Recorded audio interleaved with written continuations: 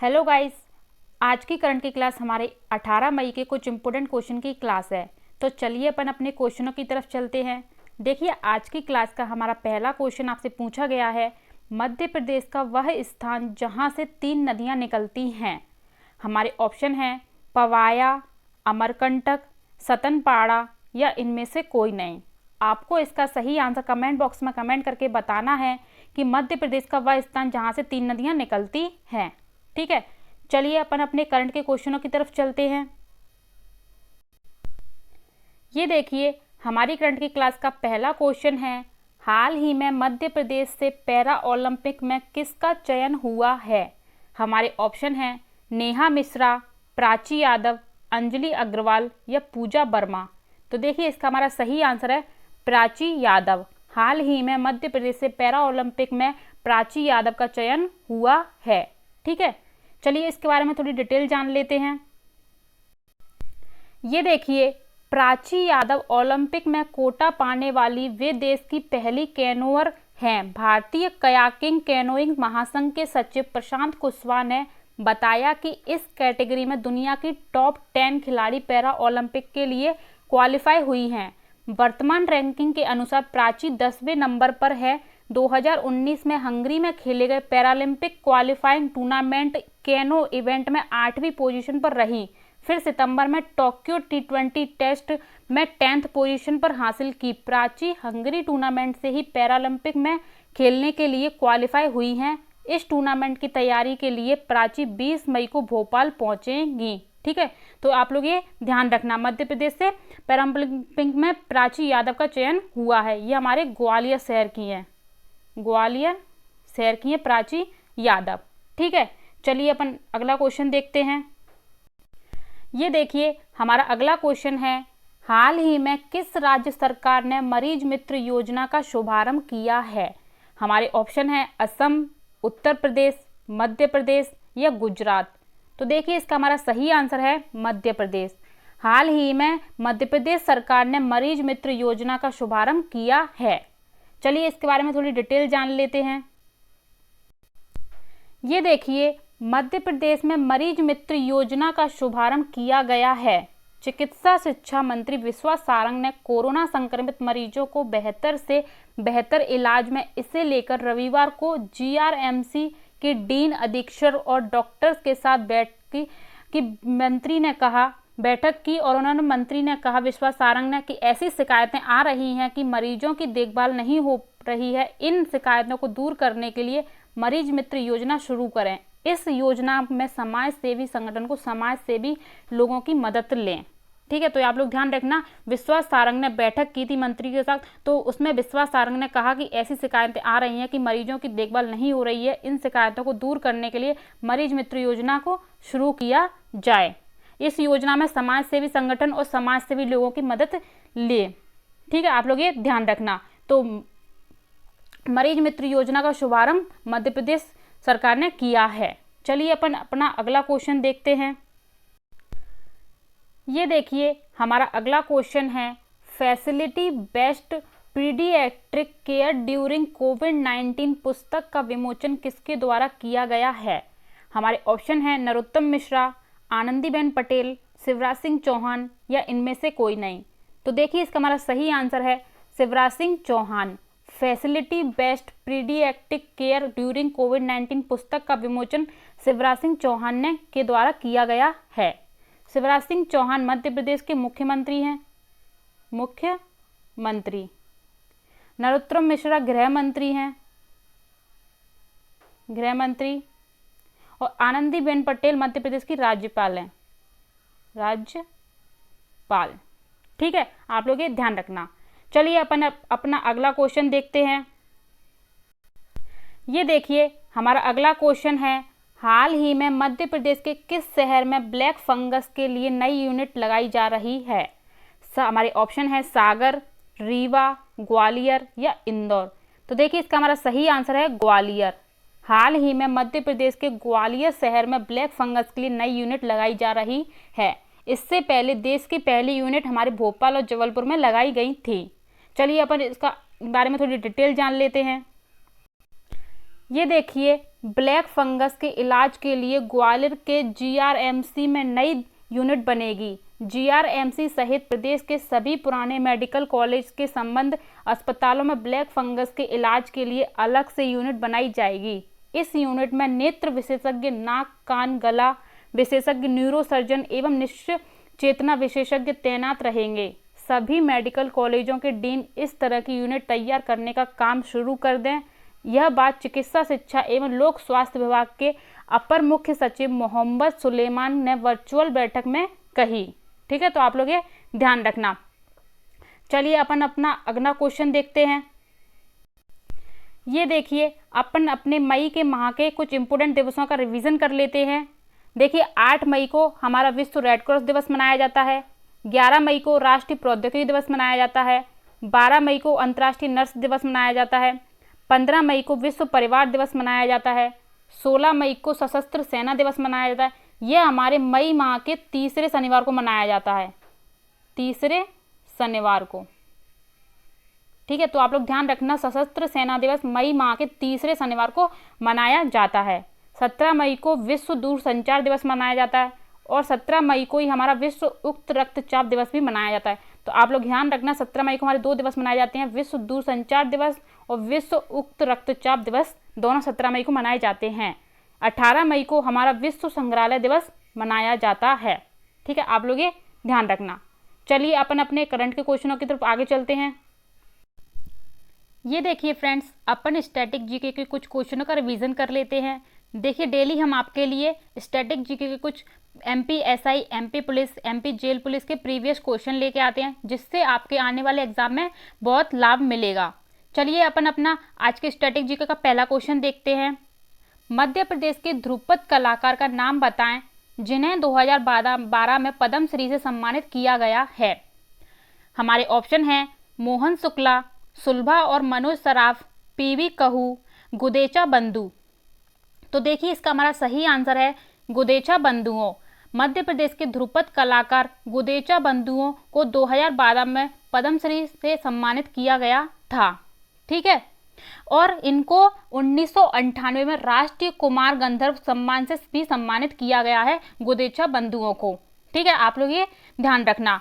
1998 में मैं लिख देती हूँ आपके लिए, राष्ट्रीय कुमार गंधर्व, राष्ट्रीय कुमार गंधर्व से सम्मानित किया गया था गुदेचा बंधुओं को। ठीक है, आप लोग ध्यान रखना, 1998 में और 2012 में पद्मश्री से सम्मानित किया गया था। ये ध्रुपद कलाकार हैं गुदेचा बंधुओं। ये दोनों भाई, इनके नाम हैं रमाकांत गुदेचा और उमाकांत गुदेचा। मैं लिख देती हूँ इन दोनों के नाम, रमाकांत और उमाकांत। ठीक है, आप लोग याद रखना, दोनों भाई हैं उमाकांत गुदेचा और रमाकांत गुदेचा। 1985 में इन्होंने सार्वजनिक रूप से ध्रुपद गायकी शुरू की थी। तो आप लोग ध्यान रखना, ये ध्रुपद कलाकार हैं। चलिए अपन अपना अगला क्वेश्चन देखते हैं। ये देखिए, हमारा अगला क्वेश्चन है, मध्य प्रदेश के किस जिले में नौरादेही अभ्यारण्य स्थित है। हमारे ऑप्शन है रीवा, ग्वालियर, सागर या इंदौर। तो देखिए, इसका हमारा सही आंसर है सागर। मध्य प्रदेश के सागर जिले में नौरादेही अभ्यारण्य स्थित है। ठीक है, नौरादेही अभ्यारण्य मध्य प्रदेश का सबसे बड़ा अभ्यारण्य है, सबसे बड़ा मध्य प्रदेश का सबसे बड़ा अभ्यारण्य नौरादेही है। आप लोग याद रखना, इसकी स्थापना हुई थी, इसकी स्थापना 1975 में हुई थी।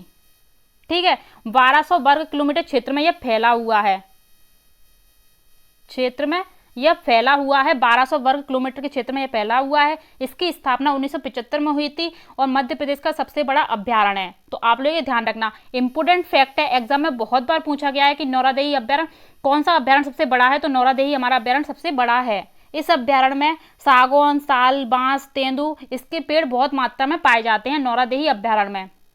बात करें सबसे छोटे अभ्यारण्य की, तो हमारा राला मंडल सबसे छोटा अभ्यारण्य मध्य प्रदेश का।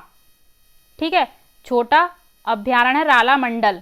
ये 5 वर्ग किलोमीटर तक फैला हुआ है और ये राला मंडल हमारा इंदौर में है, इंदौर में। ठीक है, इसकी स्थापना 1989 में हुई थी। 1989 में राला मंडल की स्थापना हुई थी। सबसे छोटा मध्य प्रदेश का अभ्यारण्य है और इंदौर जिले में और 5 वर्ग किलोमीटर में फैला हुआ है। ठीक है, तो आपके ये दोनों फैक्ट क्लियर हो गए होंगे। नौरादेई अभ्यारण्य सबसे बड़ा है मध्य प्रदेश का, राला मंडल सबसे छोटा है। नौरादेई की स्थापना 1975 में हुई थी, राला मंडल की 1989 में हुई थी। राला मंडल हमारा इंदौर जिले में है और नौरादेई हमारा सागर जिले में है। ठीक है, चलिए अपन अपना अगला क्वेश्चन देखते हैं। ये देखिए हमारा अगला क्वेश्चन है, होशंगाबाद में उस कंपनी का नाम बताएं जो बैंक नोट और सुरक्षा पत्र बनाती है। हमारे ऑप्शन है सिक्योरिटी पेपर मिल, करेंसी नोट प्रेस, भारत सरकार मिंट या इंडिया सिक्योरिटी प्रेस। तो देखिए इसका हमारा सही आंसर है सिक्योरिटी पेपर मिल। होशंगाबाद में सिक्योरिटी पेपर मिल जो बैंक नोट प्रेस और सुरक्षा पत्र बनाती है। ठीक है, होशंगाबाद में इसको स्थापित हुए 51 साल पहले ये होशंगाबाद में स्थापित हुई थी। ठीक है, सिक्योरिटी पेपर मिल, और इसको रक्षा पेपर भी कहा जाता है। सिक्योरिटी पेपर मिल या रक्षा पेपर मिल होशंगाबाद जिले में स्थित है। ये बहुत बार एग्जाम में पूछा गया कि कहाँ स्थित है, तो ये हमारे होशंगाबाद जिले में स्थित है। होशंगाबाद हमारे नर्मदापुरम संभाग में आता है। सिक्योरिटी पेपर मिल में 1962 से काम जारी है। ठीक है, शुरुआत इसकी 1962 में हुई थी सिक्योरिटी पेपर मिल की।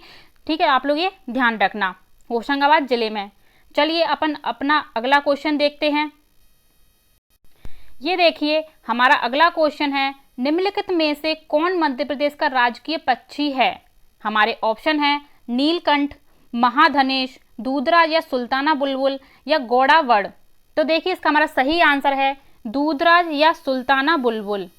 ठीक है, दूधराज सुल्ताना बुलबुल मध्य प्रदेश का राजकीय पक्षी है। इसको शाह बुलबुल भी कहा जाता है। मध्य प्रदेश में इसको सुल्ताना बुलबुल के नाम से जाना जाता है। ठीक है, इसका वैज्ञानिक नाम है पैराडाइज फ्लाई कल्चर, पैराडाइज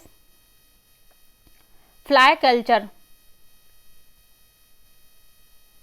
ठीक है, तो आप लोग ध्यान रखना, इसका वैज्ञानिक नाम भी एग्जाम में पूछा जाता है, तो ध्यान रखना पैराडाइज फ्लाई कल्चर इसका वैज्ञानिक नाम है और इसको सुल्ताना बुलबुल के नाम से मध्य प्रदेश में जाना जाता है। और 1985 में इसे मध्य प्रदेश का राजकीय पक्षी घोषित किया गया था। 1985 में राजकीय पक्षी घोषित किया गया था। ठीक है, तो अपन इसमें बात करें अपने राजकीय पशु की, तो वो हमारा बारहसिंगा है। बारहसिंगा हमारा राजकीय पशु है। बात करें राष्ट्रीय पुष्प की, तो वो हमारा लिली है, राजकीय पुष्प लिली।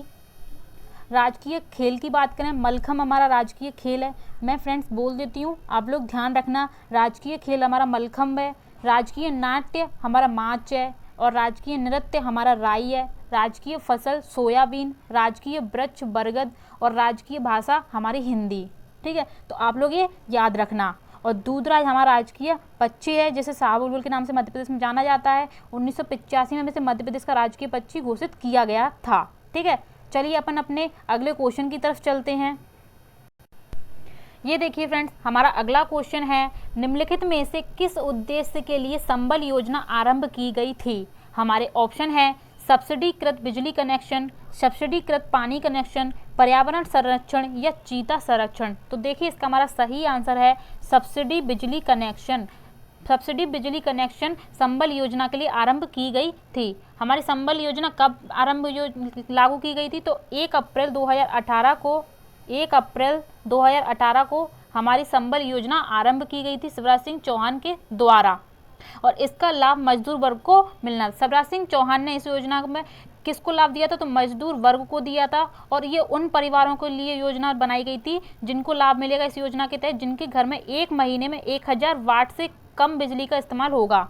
ठीक है, आप लोग याद रखना, 1000 वाट से कम बिजली का जिसके इस्तेमाल होगा उसको इस योजना के परिवार को लाभ मिलेगा। ठीक है, इसके तहत पंजीयन कराने वाले महीने में पहले महीने को जितना बिजली शुल्क माफ़ कर दिया जाएगा, 1 महीने से पहले महीने का जितना बकाया भी बिजली बिल होगा वो शुल्क माफ़ कर दिया जाएगा संबल योजना के तहत। ठीक है, तो ये शिवराज सिंह चौहान ने घोषणा की थी, सब्सिडीकृत बिजली कनेक्शन के लिए संबल योजना आरंभ की गई थी। ठीक है, आप लोग ये ध्यान रखना। फ्रेंड्स, ऐसी हमारी डेली करंट क्लास दे रही है, हम आपके लिए स्टैटिक जीके के कुछ इंपॉर्टेंट क्वेश्चन लेके आते हैं जो आपके आने वाले एग्जाम में बहुत महत्वपूर्ण होंगे। चलिए अपन अपना अगला क्वेश्चन देखते हैं। ये देखिए हमारा अगला क्वेश्चन है, मध्य प्रदेश में सिंचाई क्षमता में सुधार के लिए भारत सरकार ने के साथ 375 ऋण समझौते पर हस्ताक्षर किए हैं।